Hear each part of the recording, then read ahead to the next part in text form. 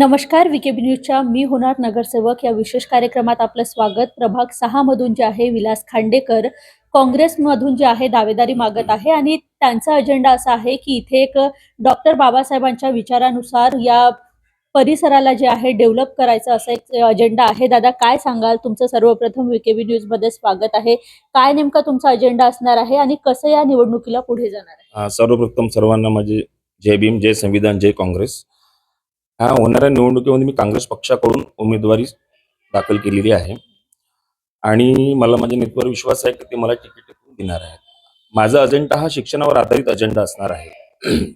मी बघत आहे इथे की आमच्या प्रभागामध्ये फार स्लम एरिया फार पुष्कळ सारा आहे आणि तिथे जे विद्यार्थी दशा असते लहानपणाची, तर त्यांचे आईवडील काही मोलमजुरी करणारे आहेत. त्यांना खरंच शिक्षण आजच्या आधुनिक युगामध्ये परवडणारं नाहीये, कारण शिक्षणाचं खाजगीकरण झालेलं आहे. मग व्यक्ती जातो कुठे? नागपूर महानगरपालिकेच्या शाळेमध्ये. पण नागपूर महानगरपालिकेच्या शाळेची अशी दुरवस्था झालेली आहे की तो खरंच म्हणजे आपले विद्यार्थी शिकू शकणार नाही आणि जे मजबुरीमध्ये जातात तिथं शिक्षणाचा जो स्तर आहे फार खालवलेला आहे. तिथं पिण्याच्या पाण्याची सोय नसते. तिथं प्रॉपर म्हणजे शिक्षक टीचिंग जे स्टॉप असते तो प्रॉपर त्यांना शिकवत नाही.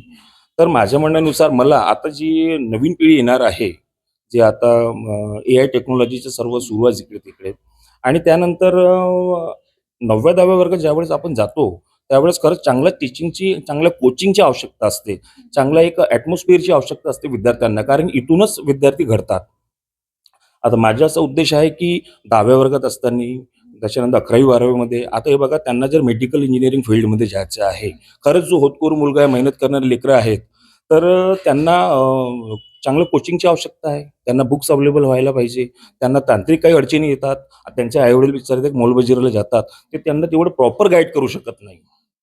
म्हणून माझं म्हणण्यानुसार असं आहे की मी ज्यावेळेस नगरसेवक बनून येणार भविष्यामध्ये, तर मला असे एक संकल्पना माझ्या अजेंडा बनवलेला आहे की त्यांना एक चांगल्या प्रकारे मार्गदर्शन मिळालं पाहिजे. प्रभागातील सर्व, पूर्ण प्रभागातील माझ्या इथं सर्व धर्माचे लोक असतील याच्यामध्ये. जसं नाही, आमचा प्रभाग बुद्ध आहे, काही मुस्लिम लोक आहेत, काही अदर हिंदू लोक समाजाचे, ओबीसी समाजाचे आहेत. तर सर्वांना जे होतकरू आहे, ज्यांना खरंच ज्यांच्याकडे म्हणजे गरज आहे, त्यांना ज्यांना आर्थिक चंचन भासत आहे. दादा, नक्कीच तुम्ही तो प्रश्न घेतला शाळेचा. मात्र आपण बघतो की तुमच्या परिसरात जी महानगरपालिकेची शाळा आहे त्याच्या समोर जे आहे असंविधानिक तत्वाचं जे आहे वावर आहे, तिथे दारूची भट्टी आहे, नॉनव्हेजचे दुकान आहेत. अशा परिस्थितीत नेमकं मुलांनी शिकायचं कसं आणि तुम्ही तो परिसर क्लीन कराल का, स्वच्छ कराल का? हो, नक्कीच. तो माझा मुद्दा तो प्रथम तोच आहे. मला ती शाळा तिथे म्हणजे कंप्लीट झाल्यानंतर आता तिचं बांधकाम सुरू आहे. त्याच्यासमोर एक दारूची दुकान आहे. ती 50 वर्ष जुनी ते दुकान आहे. त्याच्या बाजूला तिथे सामाजिक तत्त्वांचा फार वावर असतो. तिथे ते तुम्ही म्हणता त्या हिशोबाने आहे. तर माझं निवडणूक झाल्यानंतर, निवडून आल्यानंतर तो मला पूर्ण DCP क्राईममध्ये जाऊन म्हणा, नागपूर महानगरपालिका आरोग्य विभागात म्हणा, तिथून सर्व आणि गृहमंत्रालयापर्यंत जाऊन मी ते दारूचं दुकान तिथून बंद करण्याचे आश्वासन देतो. बाबासाहेबांचे विचार पुढे घेऊन जाण्याचा एक तुमचा मार्ग आहे, मानस आहे. कसं ते पुढे नेणार आहे आणि कसं परिसर? हे बघा, आमच्या परिसरामध्ये बौद्ध समाज आम्ही एकजुटीने राहतो. आमच्या प्रभागामध्ये मुस्लिम समाज सुद्धा आहे आणि सर्व बाबासाहेबांचे विचार घेऊन चालणारे आम्ही लोक आहोत. आजपर्यंत तुम्ही बघाल, आम्ही एवढ्या वर्ष लहानाचं मोठं झालो, तर आम्हाला इथे कसं आहे, प्रत्येक विहारामध्ये जेवढे विहार जे काँग्रेस पक्षाच्या माध्यमातून डॉक्टर नितीन राऊत साहेबांनी बनवून दिलेले आहेत, तर त्या विहारामध्ये एक दर आठवड्याला म्हणजे आपली येणारी जी पिढी आहे त्यांना बाबासाहेबांच्या संविधानावर, बाबासाहेबांच्या तत्वावर आम्हाला काय त्यांना शिकवायचं आहे, त्यांना घडवायचं आहे. आता त्याच्यामध्ये कसं आहे की आमच्याकडे प्रॉपर शिक्षक जे आहेत, मागे मी प्राध्यापक नितेश कराटे मास्तर आहे वर्धेंचे, त्यांच्याशी ह्या विषयावर बोललो होतो. भारतीय संविधानाबद्दल, बाबासाहेबांच्या विचाराबद्दल त्यांनी मला होकार दिला. मी त्यांच्याशी 2 वेळा भेटलो ह्या विषयावर. असं नाही आहे की मी निवडणूक आहे म्हणून बोलत आहे. निवडणूक मला तिकीट मिळो नको मिळो, त्याच्यानंतर सुद्धा माझा तो मुद्दा माझ्या अजेंडावर राहणार आहे आणि ते मी करणार आहे. खरं तर तुम्ही काँग्रेसचे कार्यकर्ते आहात. कधीपासून लोकांसोबत जुडलेले आहे आणि काय-काय कामं या प्रभागात केली आहेत तुम्ही? आता हे मी 1997 पासनं मी अगोदर कॉलेज लाईफमध्ये असताना NOCमध्ये होतो. त्यानंतर मी युथ काँग्रेसमध्ये होतो. आमची युथ काँग्रेसचे त्यावेळेस शहर अध्यक्ष पण होते आणि त्याच्यानंतर मग 1999 पासनं मी प्रॉपर याच्यामध्ये म्हणजे माझं मतदान म्हणजे 19 वर्षाचा झालो त्यावेळेस. तेव्हापासून मी डॉक्टर राऊत साहेबांसोबत जोडलेला आहे. माझे ते नेते आहेत ते, डॉक्टर नितीन राऊत साहेब. आणि त्यांच्या माध्यमातून पंचशील नगरमध्ये एक पुतळा आहे, तो जयभीम स्तंभ बांधकाम समितीचा 50 वर्ष जुना पुतळा होता. एकदा मी त्यांच्याकडे सहज गेलो, म्हटलं, "साहेब, तो पुतळा फार जुना झाला आहे, तिथे भिंत खचलेली आहे." त्यांनी म्हटलं, "बेटा, घाबरू नकोस. मी एक आर्किटेक्ट सांगतो, त्याचं डिझाइन बनवणार." आणि खरोखरच त्यांनी एवढा सुंदर अप्रतिम असा डॉक्टर बाबासाहेब आंबेडकर अर्धकृती पुतळा तिथे बनवून दिलेला आहे. त्यानंतर सुजाता बुद्धविहार आहे.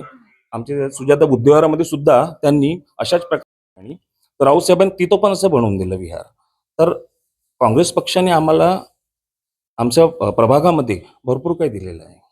नक्कीच जर आता तुम्हाला काँग्रेसनी उमेदवारी नाही दिली तर तुम्ही स्वतंत्र लढणार का की कार्य तुमचं असंच सुरू राहील? नाही, नाही, उमेदवारी नाही दिली तर मी स्वतः लढू शकत नाही. कारण की कसं आहे की माझ्या रक्तातच काँग्रेस आहे आणि मी काँग्रेसचा एकनिष्ठ, इमानदारी कार्यकर्ता आहे आणि मी कुठे कोणत्याही परिस्थितीत आम्ही काँग्रेस सोडून जाऊ शकत नाही. काय विनंती करणार तुमच्या पक्षाच्या नेत्यांना आणि जे निर्देशक आहे त्यांना काय विनंती करणार? हे बघा, मला डॉक्टर नितीन रोज साहेब आहेत आणि शहर अध्यक्ष आमचे आमदार विकासभाऊ ठाकरे साहेब आहेत. यांच्याशी माझे जवळीक संबंध आहेत आणि त्यांनी मला विश्वास दर्शविला आहे आणि मला त्यांच्यावर विश्वास आहे आणि यावेळेस मी खरंच तिकीट घेऊन येणार आहे आणि इथून निवडणूक लढणार आणि विजयी होणार आहे. आणि माझ्यासोबत आणखी जे कोणी म्हणजे पॅनल आहे ना 4चा, त्यांना सुद्धा निवडून आणू. अच्छा, म्हणजे इथे काँग्रेसचा झेंडा फडकेल. हां, येस, इथं काँग्रेसच येणार आहे निवडून यावेळेला.